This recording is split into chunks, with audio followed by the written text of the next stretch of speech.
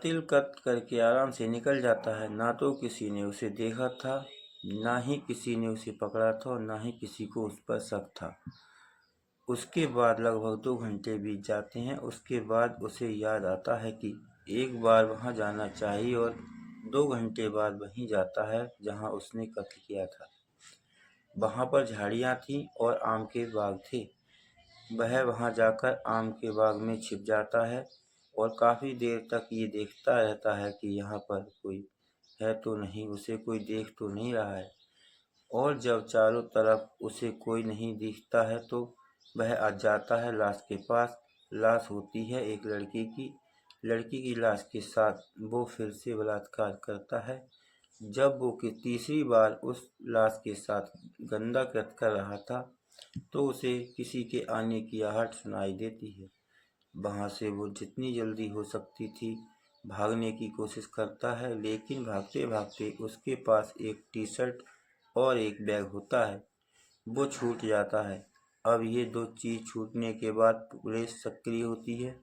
लगभग 400 पुलिस वाले और 2000 से ज्यादा सीसीटीवी कैमरे खंगाले जाते हैं।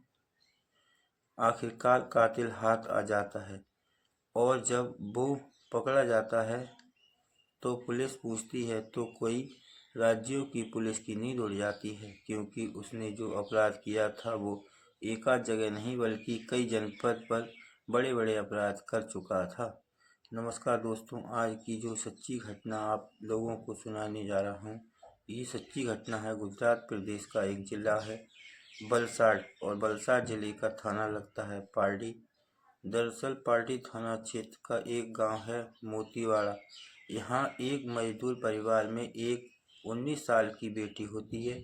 वो बीकॉम सेकंड ईयर की छात्रा होती है। 24 नवंबर 2024 की दोपहर लगभग 1 बजे का वाक़या था।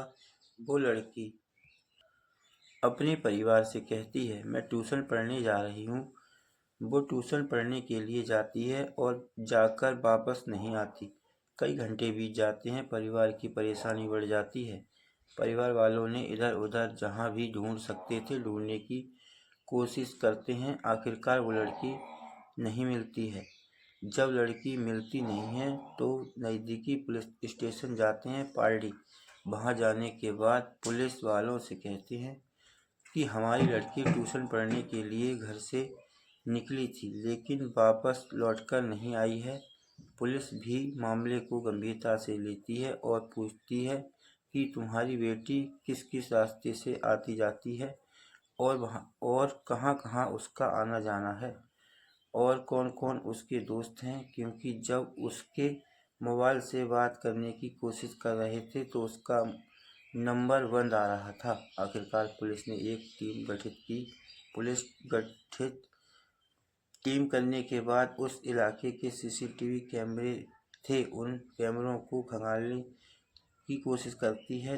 उदयवाड़ा रेलवे स्टेशन से होती हुई लड़की घर तो वापस आ रही है, लेकिन रास्ते में आने के बाद अचानक से गायब हो जाती है, घर नहीं पहुंचती। जब आसपास के सीसीटीवी कैमरे खंगाले जाते हैं, अब वो पुलिस टीम हो या डॉग स्क्वाड टीम हो, कई तरह की टीमें थीं।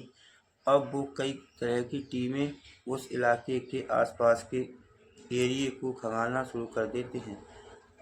अम्बावाड़ी के पास एक आम का बाग होता है। आम के बाग में ये जो टीमें होती हैं तलाश करने की कोशिश की तो आम के बाग में लड़की की लाश मिल जाती है।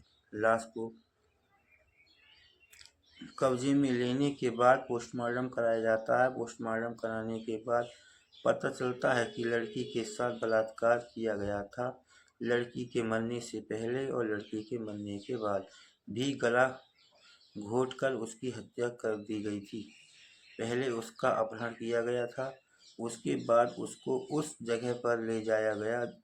अब पुलिस के लिए ये एक बड़ा सवाल था कि इस घटनाक्रम को किसने अंजाम दिया है। पुलिस जांच पड़ताल में जुट जाती है। वहां घटनास्थल पर पुलिस को एक टी शर्ट मिलती है और एक बैग मिलता है। ये बैग किसका है, ये टी शर्ट किसकी है, पुलिस के लिए ये भी सवाल था। आसपास के जितने ग्रामीण होते हैं, दुकानों पर काम करने वाले मजदूर होते हैं। बाकी जैसे जैसे पुलिस की टीम बढ़ रही थी, 10 टीमों का गठन कर दिया जाता है, ये देखने के लिए कि आखिरकार ये टी शर्ट है किसकी। दुकानदार हों, किराएदार हों, काम करने वाले थे या मजदूर था, जो भी मिलता है उसे पुलिस उठाती है। लगभग 500 से ज़्यादा लोगों को पुलिस हिरासत में लेके पूछताछ करती है, लेकिन उसके बाद भी पुलिस को कोई सफलता नहीं मिलती है। आखिरकार पुलिस ने रेलवे स्टेशन की तरफ रुख किया और रुख करने के बाद पता चलता है कि ऐसी ही टी शर्ट, ऐसा ही बैग लिए एक लड़का दिखाई देता है। जब उसकी जानकारी, उसका फोटो निकालकर लोगों को दिखाया जाता है, लेकिन हर कोई इसको पहचानने से इनकार कर देता है। पुलिस आखिरकार परेशान हो जाती है, मुखबिर लगाए जाते हैं। कई दिन बीत जाने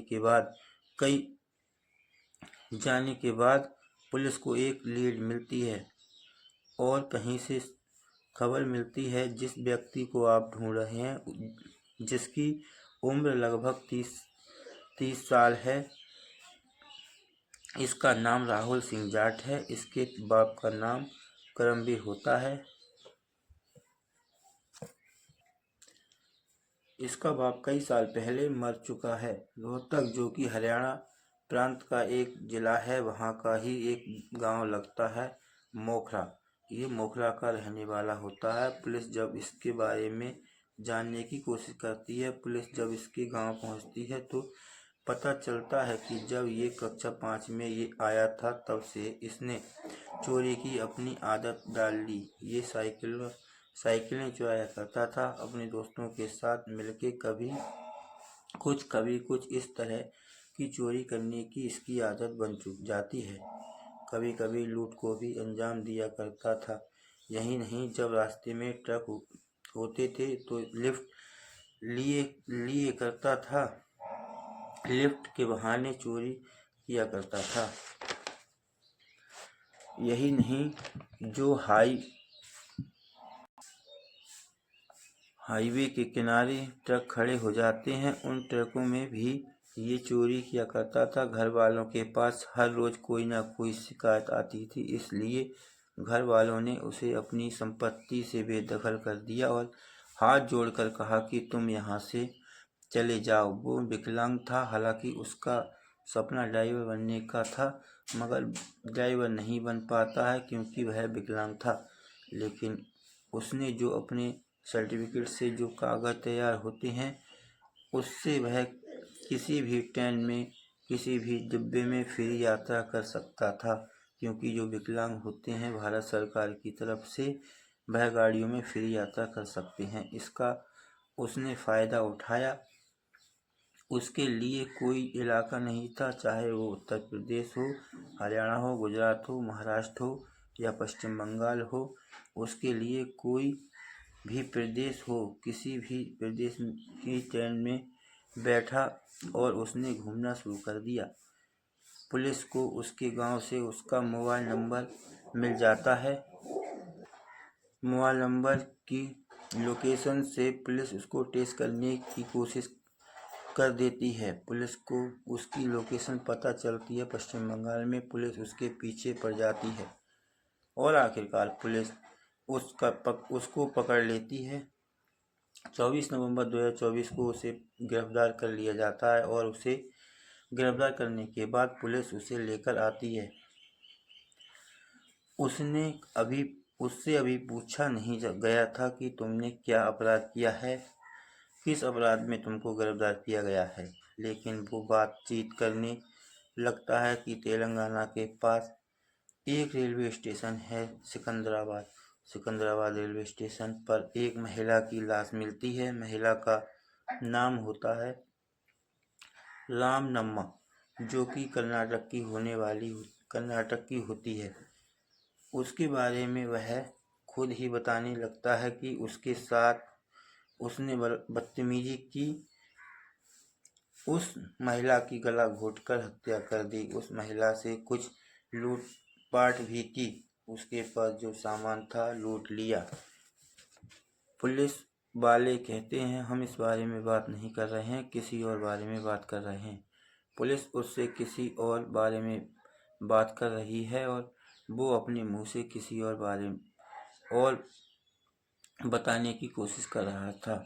बताता है 19 नवंबर 2024 को उसने हावड़ा के रेलवे स्टेशन पर कटिहार एक्सप्रेस में विकलांग डिब्बे में एक शिक्षक बैठे होते हैं जो कि तबले बजाने वाले शिक्षक होते हैं। इनका नाम सौमित्र चटर्जी होता है। उनकी चाकू मारकर हत्या कर दी जाती है। उनकी लाश ऊपर वाली परत पर पड़ी हुई थी। जब उस ट्रेन में साफ सफाई हो रही थी, एकमात्र सौमित्र चटर्जी होते हैं जो कि अपनी बर्थ पर लेटे हुए थे। सफाई करने वाले व्यक्ति ने कहा कि अब उठ जाइए। जब उन्हें उठाने की कोशिश कर रहे थे, पता चला कि वो खून से लथपथ थे और पास में ब्लड पड़ा हुआ था। उसे लगा शायद इनके साथ कोई हादसा हो गया है। पुलिस को बुलाया जाता है। पता चलता है कि उनकी चाकू मारकर हत्या कर दी गई है। जब वहां के सीसीटीवी देखे जाते हैं तो पता चलता है कि इस व्यक्ति को घूमते देखा जाता है। इसके बाद कर्नाटक में एक मुल्क की जगह लगती है, वहां के ट्रेन में भी हत्या कर देता है। अक्टूबर महीने में महाराष्ट्र के सोलापुर रेलवे स्टेशन के पास एक ट्रेन में एक महिला की लाश मिलती है। ये लाशें जो कि मिली हैं, ये ज़्यादातर विकलांग डिब्बे में मिली हैं। इस महिला की लाश भी विकलांग डिब्बे में मिली है। वहाँ पर वो इस महिला के साथ बलात्कार करता है और उसकी हत्या कर देता है और घटना करके अपनी घटना को अंजाम दे देता है। पुलिस जब इससे पूछती है कि तुमने जो वलसाड जो जगह लगती है वहाँ पर तुमने जो घटनाक्रम को अंजाम दिया है, दरअसल उसके बारे में हम बातचीत करना चाहते हैं।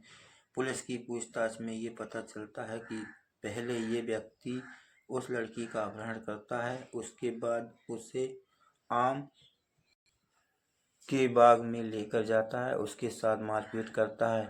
उसके बाद वो लड़की बहुत ज़्यादा डर जाती है, सहम जाती है। उसके बाद उसके साथ वह बलात्कार करता है। बलात्कार करने के बाद उसे लगता है ऐसा ना हो कि लड़की घर जाकर बात बताए, इसके डर से उस लड़की की गला दबाकर हत्या कर देता है। हत्या करने के बाद आराम से वहाँ से चला जाता है। चले जाने के बाद लगभग 2 घंटे बाद फिर आता है और उसके बाद फिर उसकी लाश के साथ 1-2 बार नहीं बल्कि लगभग 3 बार बलात्कार करता है। बलात्कार करने के बाद वहाँ से भाग जाता है। जब उसे लगता है कि उसे आसपास कोई देख रहा है, आखिरकार गुजरात की पुलिस सक्रिय होती है। सक्रिय होने के बाद इसे गिरफ्तार करती है और जब इसके बारे में पता चलता है तो राजस्थान, हरियाणा, पश्चिम बंगाल, उत्तर प्रदेश, तेलंगाना, कर्नाटक ऐसी जगहों पर 13 अलग अलग मुकदमे इस पर दर्ज हैं। लूट हो या फिर चोरी के मामले हों, अभी पुलिस ये भी जानने की कोशिश कर रही है। खासकर गुजरात ही नहीं बल्कि और राज्यों की पुलिस भी ये जानने की कोशिश कर रही है कि इसने किस किस घटना को अंजाम दिया है। इससे पूछताछ के बाद प्रथम दृष्टया ये पता चलता है कि ये एक सीरियल किलर है और इसने कई घटनाओं को अंजाम दिया है और अलग अलग राज्यों में दिया है। अभी ये पुलिस की रिमांड पर है और कोई कोर्ट से रिमांड का टाइम भी लिया हुआ है। इसकी रिमांड पूरी होने के बाद पता चल सकेगा कि इसने कितनी घटनाओं को अंजाम दिया है। लेकिन जैसे ही राहुल जाट के बारे में लोगों को पता चलता है, लोग सन्न रह जाते हैं, सोचने पर मजबूर हो जाते हैं कि कोई व्यक्ति इतनी क्रूर कैसे हो सकता है। दोस्तों, इस कहानी को सुनाने का मतलब किसी का दिल दुखाना नहीं बल्कि आप लोगों को जागरूक करना है।